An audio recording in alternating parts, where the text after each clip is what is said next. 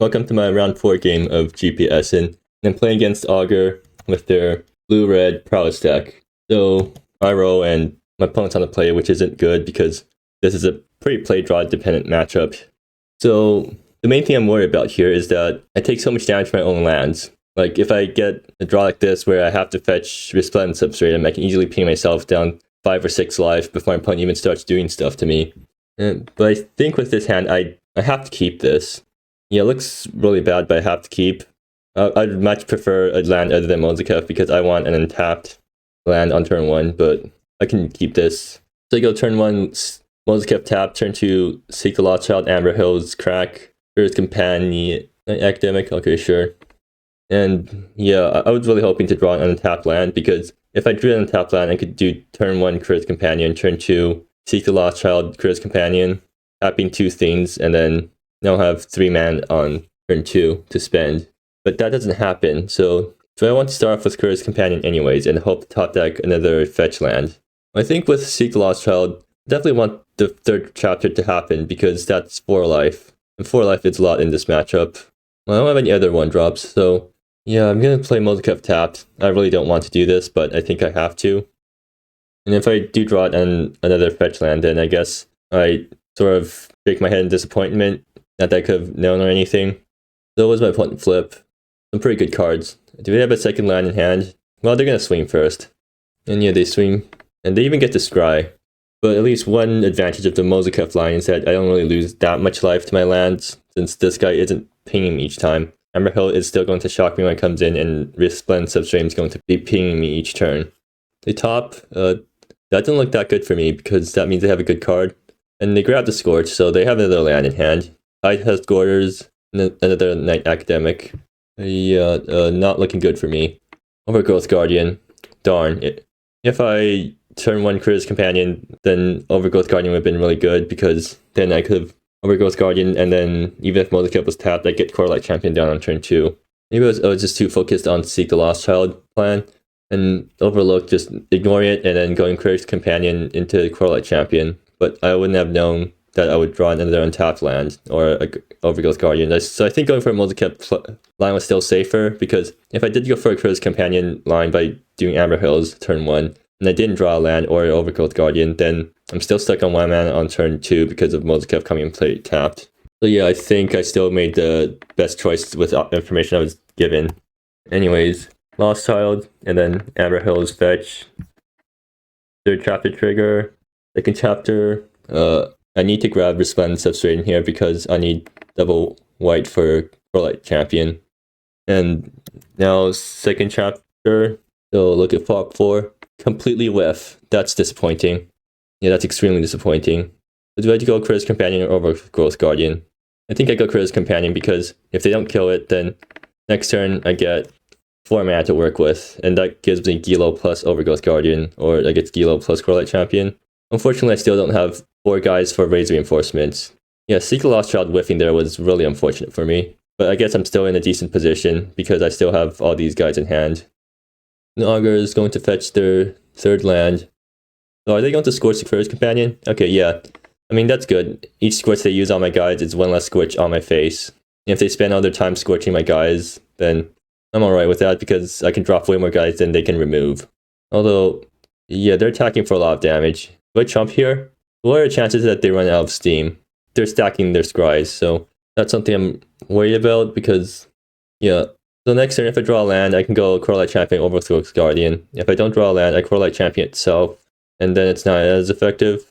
Do I take 6 now and keep my guys around? I think I do because the Core Light Champion needs a lot of guys around to do stuff. So yeah, I take. They're going to grab it, Consult Ancient Knowledge and Basat Charm off the Night Academics. Maybe I should have just blocked there to prevent the journey. And Enraptured Countess, which is going to flashback stuff. So extremely scary creatures. Maybe Core Light Champion can grow big enough to block the Prowess guys even after they grow a bit. So me not drawing the 3rd land there was also really unfortunate, because now I just play Core Light Champion, stick an aura on itself, and then I chump everything of my opponents. I mean, Core Light Champion, stick an aura on itself, pass as blockers. That's not a bad play, I think. Do I stick it on itself or on the tokens? I think I probably want to stick it on a token because if Fetch this counter token, becomes a 3/3 and dies to Scorch. So yeah, I'm gonna stick out itself.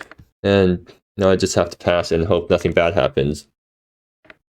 So opponent plays their forest land. And they're going to use Enraptured Countess to flashback Scorch. You can Scorch one of my creatures, and then I guess that puts Corelight Champion, and then they cast one more spell, and then now Corelight Champion becomes a chumper. I mean, okay. Scorch, sure. So I guess they're going to double burn the Corelight Champion. That's completely fine by me. If they want to waste 2 burn spells on 1 creature, I'm pretty happy with that. Oh, I see. Well, I'm going to chump here, but just even if they wasted 2 burn spells on creatures, I'm still not fine, because now I get knocked down to 4. And Resplendent Sunflame is still pinging me. Yeah, I think the reason I lost this game was because I got a really slow start and didn't draw any lands afterwards. I should have just played...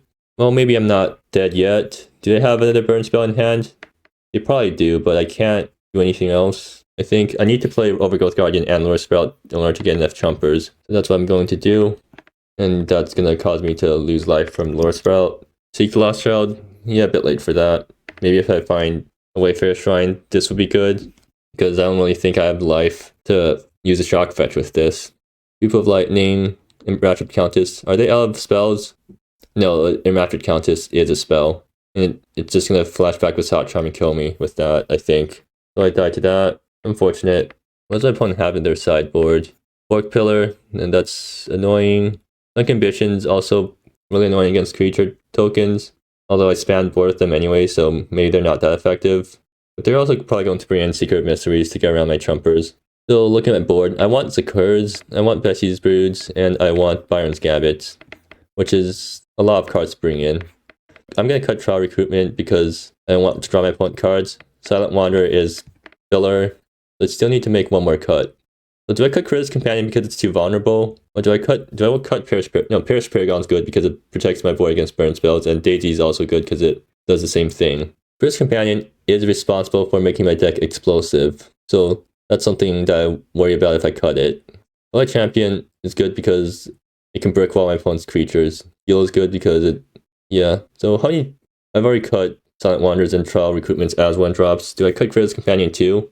I mean, I lost last game due to a slow start, but maybe I just want to become a more controlling deck in this matchup. Yeah, not sure how to feel about boarding out Critic's Companion, but I'll do it. Maybe Daisy is better to board out? I'm not sure. Yeah, a lot of uncertainties in this matchup, but I'll try to submit this and become a bigger deck than my opponent. This hand's unkeepable. This hand is pretty good. Bomb the Lure Sprout, right? No, I want to bomb my lands, but I have to. If I bottom one of the EHSs, no, EHS is really good. So if I bottom one of my 1-drops, then now I have no way to contest the board early. I think I just keep this hand and hope to draw into a land by turn 3. In that case, I think I also bottom Amber Hills. No, I'll bottom Vast Savanna, because I can play Amber Hills tapped. And that'd be a fine play for me. Anyways, Nebula for 2 colors, play Daisy on turn 1, and pass. Next turn I'm playing Lure Sprout, and if I don't draw into anything, I play Amber Hills tapped. If I do draw into something, then I play that. Secret Mysteries. Okay, that's going to be dangerous because I can't block it. Perish Paragon. So, no, I lead off with Lure Sprout because I need to draw lands. So, I don't think my opponent's willing to trade Daisy for Seeker. But I'm going to try doing that no, I'm going to play Lure Sprout first. Draw the card. Okay, good. It is a land. So I think I play Vast Savanna and fetch with it so that next turn I can Amber Hills and fetch a basic. Because I do want to fetch Mozikev in this matchup, right? Yeah. Well, anyways, I'm going to swing in with... No. If I'm going to fetch Mozikev, I should fetch it now. So yeah, I'll do that now. And yeah, finally swing in for 1. Counter on Mozikev, damage, or blocks. No way my opponent blocks here, I think. And I pass. Amber Hills is definitely fetching a basic. Question is which basic? I think I actually want plains because white mana is the bottleneck in this deck more often than green mana. Let's see. Frosting the Fog? Sure. 2 Pupil of Lightnings. Well, at least they're going to be post-combat. They only swing for 2. Okay. I think the Pupil of Lightning coming out of nowhere is going to be a worry for me. I think Perish Paragon helps because... Okay, Enraptured Countess. So that's probably flashing back either Crossing Flag or a burn spell. Anyways, so turn 3. Okay, I even draw my basic, so I don't have to shock myself with Amber Hills. So let's see what I flip off the top with EHS. Ooh, nice. Seek and Overgrowth Guardian. So Overgrowth Guardian is going to make a guy, and Seek is also going to make a guy. And if my opponent wants to waste burn on my Lost Child token, then they can feel free to, because next turn I'm going to be playing Amber Hills untapped and fetching to Lost Child the 3rd chapter. And do I attack with Daisy here? If I can get Enraptured Countess off the board, I'm pretty happy. So yeah, I'll attack here. And yeah, the chump Lord Sprout. Sure. Next turn I have a really good turn. So if my opponent does try to go all out with the assault, I'm going to chump with Overgrowth Guardian and its token. And then I guess if more creatures are going to get targeted, I'm just going to sack Daisy. So yeah, Crossing the Fog, sure. They flip some more creatures. That's fine. They can't do that until post-combat. They're only going to attack with these guys. Do I want to chump the Enraptured Countess? How much is Overgrowth Guardian worth? Not that much, actually, because do I need it for triggering Mozikev? Not really. I can just chump here. And it also reduces the number of cards that... Okay, Strong Arm, sure. So it forced my opponent to Strong Arm now instead of later. So I take 7 in total. I'm down to 8. And they're also going to Sunken Visions by token. Okay, that's not good. So I guess I'm probably playing Amber Hills tapped now, because there's no reason to go to the 3rd chapter immediately. And okay, they even whacked me for more than that. I'm taking 10 damage in total this turn. So now they even get all the journey stuff. So should I have not blocked there? Because what was I playing around by blocking? I mean, I wanted to prevent damage, but if they didn't have Strong Arm, then blocking there was definitely correct, because prevented basically 2 to 4 damage. If they had Strong Arm, then blocking only prevented 1 damage, but I don't think there's any advantage to making my opponent Strong Arm early. Maybe because they have less creatures on board, so Strong Arm is probably seeing less stuff, but I don't think it matters that much. I think I'm hoping to flip Byron's Gambits and Sakura's off the EHS. At least I really need to flip these guys off the EHS if I want to win here. I guess Seek Lost Child can also flip those guys. Another question is, if I trigger Lost Child before EHSing, and if I do I play the thing that I find off the Lost Child instead of EHS? So if I find Zakura, how good is that guy?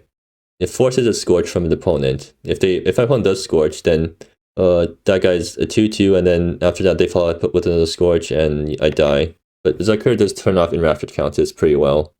I think I'm just going to EHS first. And let's pray I hit something good. Ooh, Byron's Gambit plus Pierce Paragon. I think that's exactly what I needed. Pierce Paragon or Corlight Champion. Because Pierce Paragon protects my guys from burn, but it's only a 4/4, so it doesn't protect against that much burn. Meanwhile, Corlight Champion makes one of my guys really big. I think I take Byron's Gambit and Pierce Paragon, because Pierce Paragon makes it so that if I start chumping this turn, I only let one thing die. Oh yeah, and Daisy will be buffing the board too. So yeah, Byron's Gambit and Pierce Paragon. Byron's Gambit gaining 7 life. The Byron's Gambit does get there this time. And let's see, Amber Hills, Seek the Lost Child gets a counter. I get to look at 4 cards and find something. Do I take Overgrowth Guardian over Corlight Champion? I think I might, because I just want more creatures on board right now. I don't really care about the quality of my creatures as much. Since I have 4 mana next turn, I might just want to take Corlight Champion for curve reasons, because next turn I can go Pierce Paragon Corlight Champion. Yeah, that seems like a good enough argument.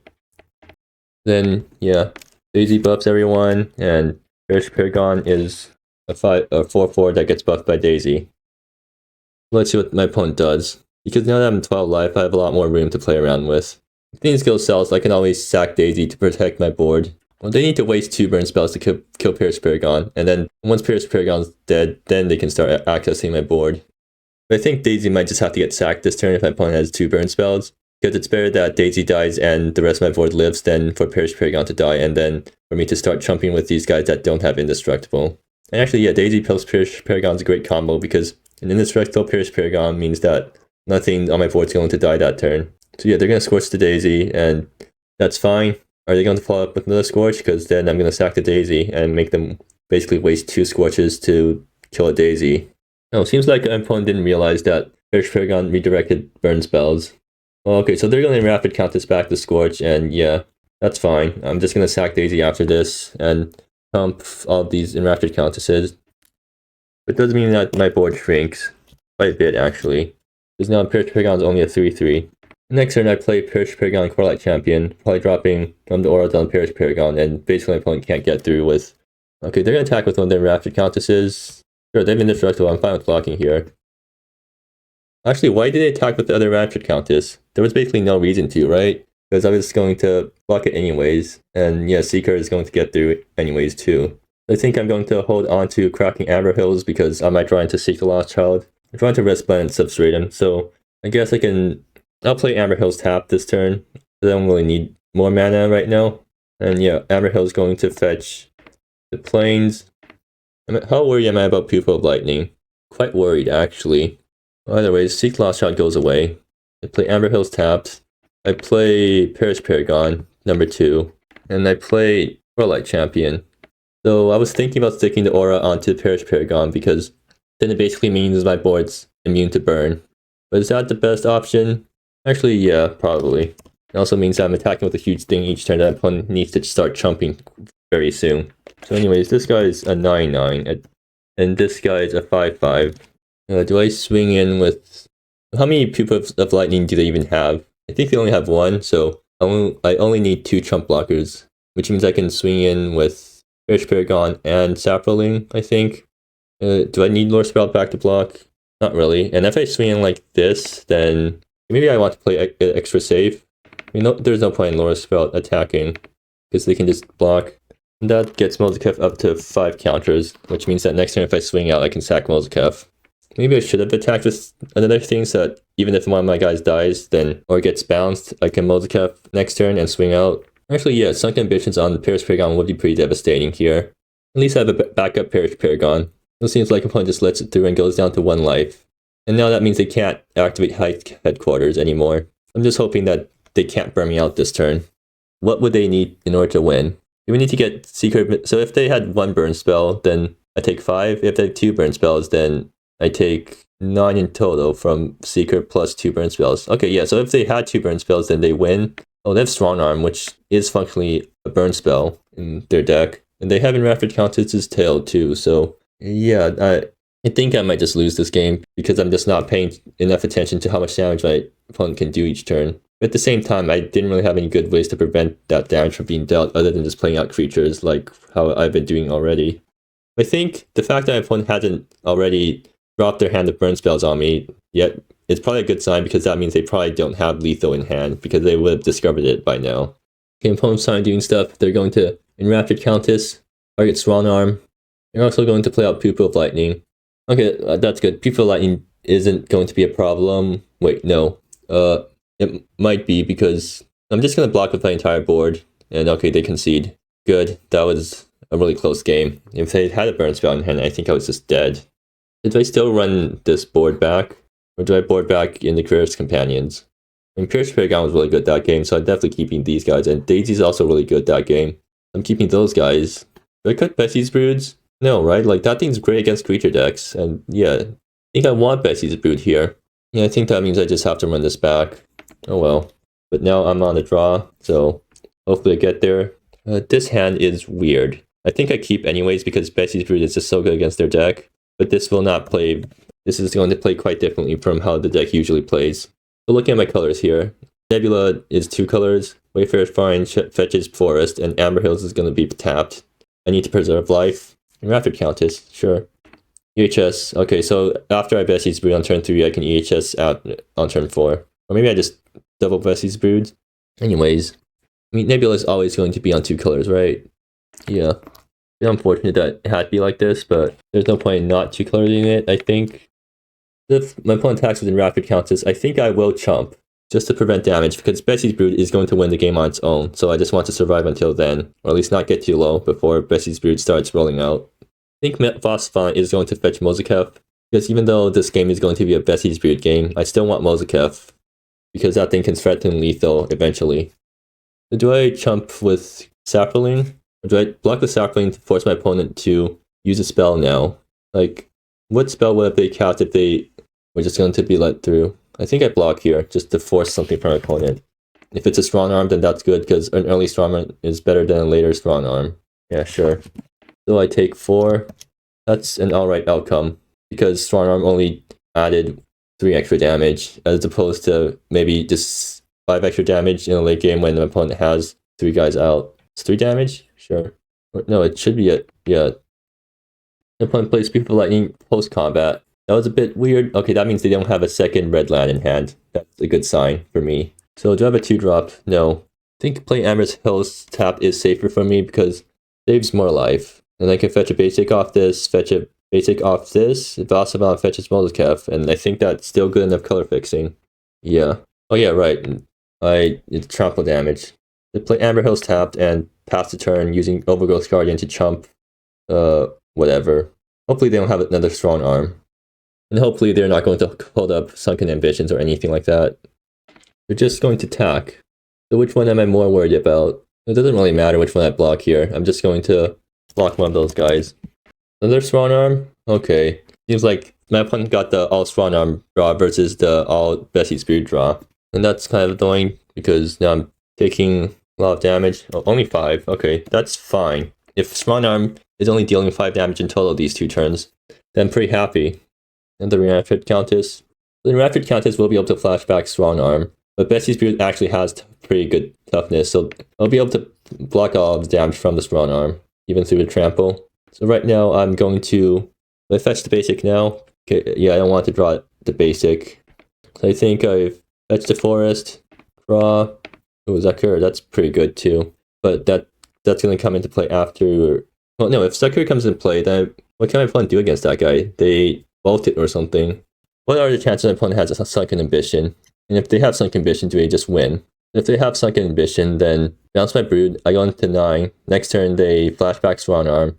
So that's +2/+2 to the board, and then, yeah, actually, just straight up Countess flashing back something kills me. If my Bessie's Brood gets Sunken Ambition. Do I play into that? Because if they have Sunken Ambition, what else can I do? I can EHS and try to hit something, but that's not guaranteed to help me. I can try to Zakur, but that wastes mana and also gets removed by a single strong arm. I think I'll just go for a Bessie's Brood play. If my opponent is on Sunken Ambitions, then they got me. Please don't have Sunken Ambition. They don't. Okay, wonderful. Saved.